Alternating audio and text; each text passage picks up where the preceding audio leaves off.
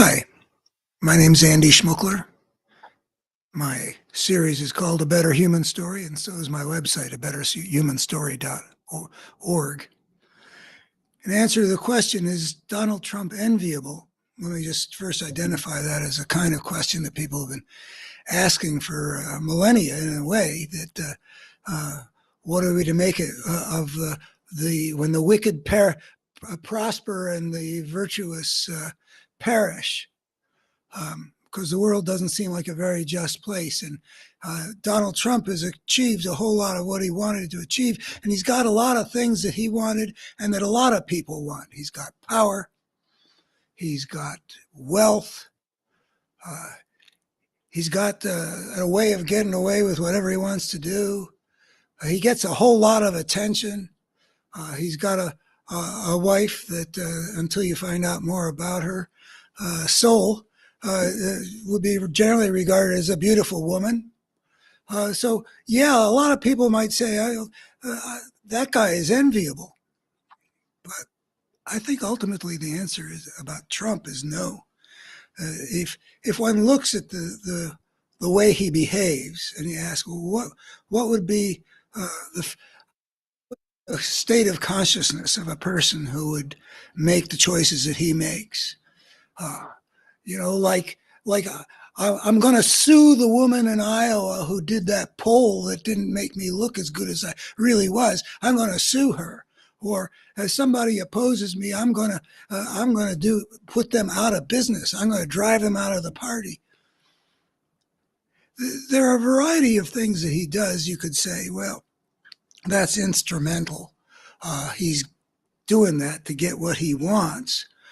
But there's a lot that he does that shows him to be in a frame of mind that I find it really frightening to contemplate being in Trump's shoes in terms of how the world looks to him.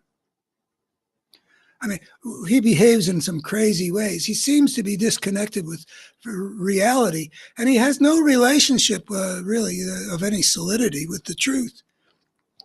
And he's so thin-skinned that nobody can criticize him and get away with it. When we find these people who are so insatiable in their desire for wealth and power, we realize this is not a fulfilling place to be. Now, in a video I made earlier today, I asked the question, when Republican senators say, sell their souls, I liked that language,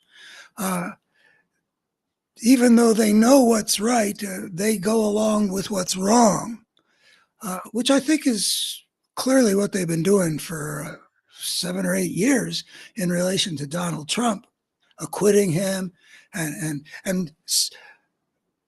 confirming the nominations of people who so obviously should not be confirmed. But, they've sold their soul, and so they do that. And I asked the question, what does it do to a person's soul to have sold it to the devil, in a sense?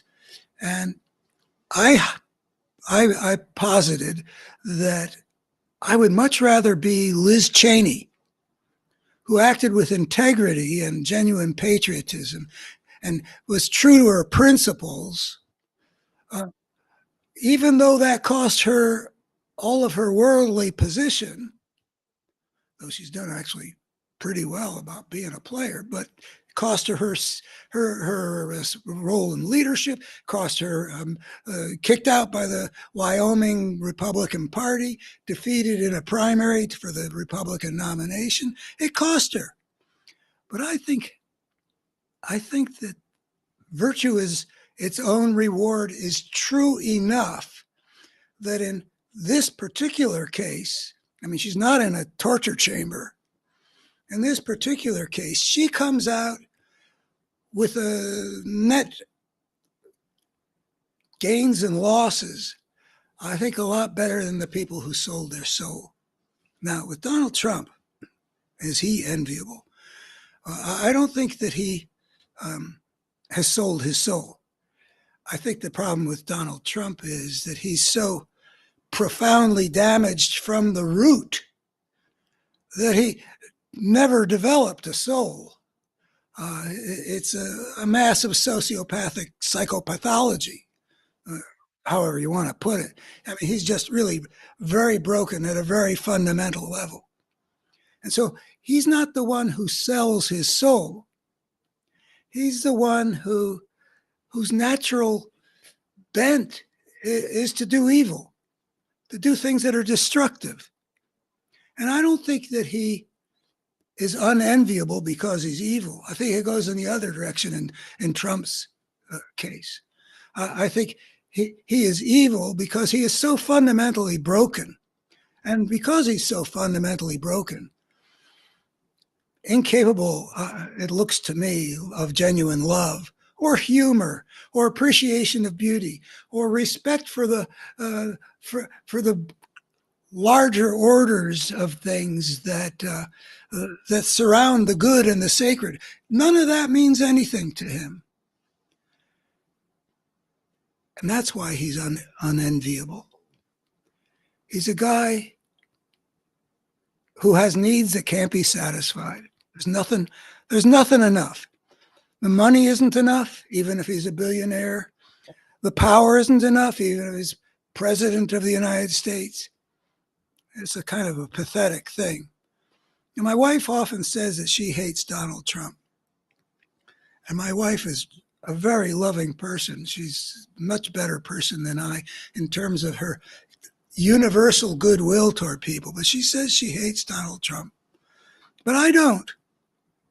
I think he's not to be envied.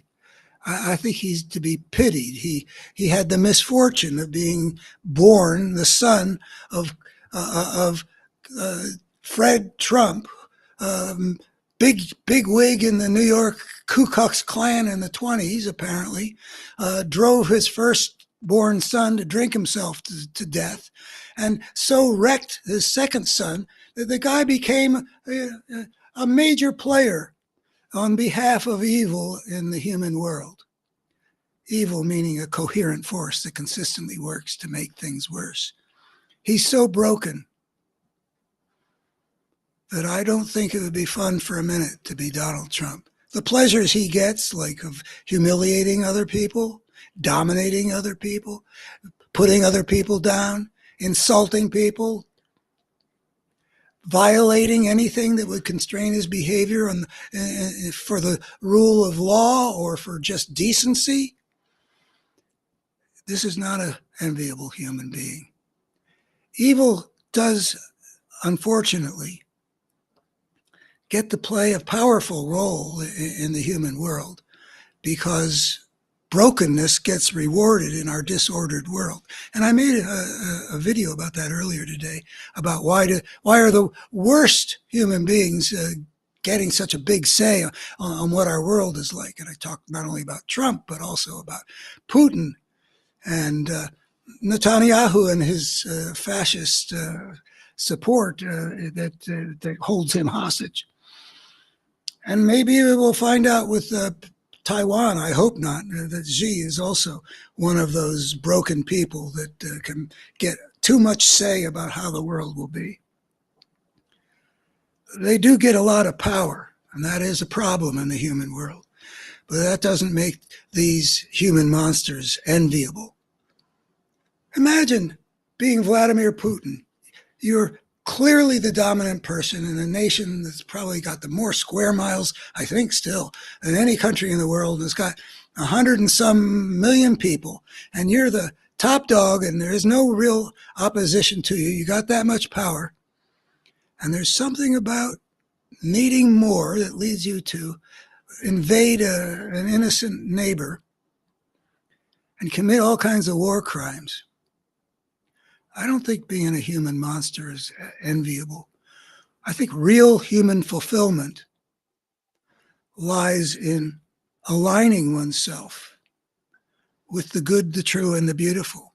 All the spiritual disciplines have taught that real human fulfillment isn't on the path of evil.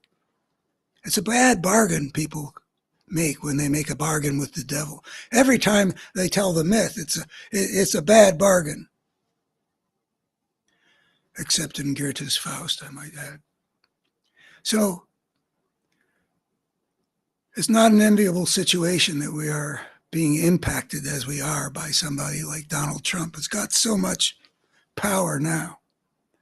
That doesn't make him enviable. It's a sad thing to see a person like this. Thank you. Andy Schmuckler, A Better Human Story.org for the website. And this, if you want to subscribe to this, and take a look at the other videos. I'm trying to put together an integrated picture of our situation as human beings. We're the civilization creating creature. And that has implications that human thought in the last century and a half of decent social thinkers about social evolution have not taken adequately into account. And it proves to be the key to a whole lot of important realities that the secular worldview of our times hasn't yet acknowledged. So that's my mission, is to try to convey this better human story that puts some important things in a wholly fundamentally different light.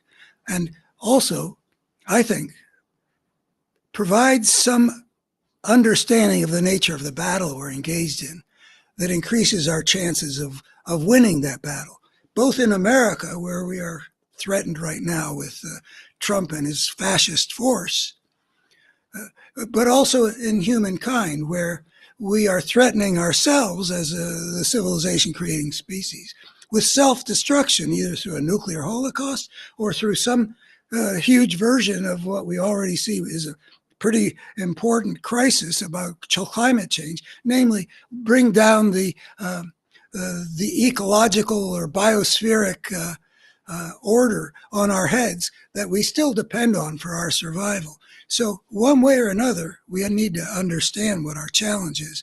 And My Better Human Story is an effort to clarify the nature of that challenge. Thank you. Bye-bye.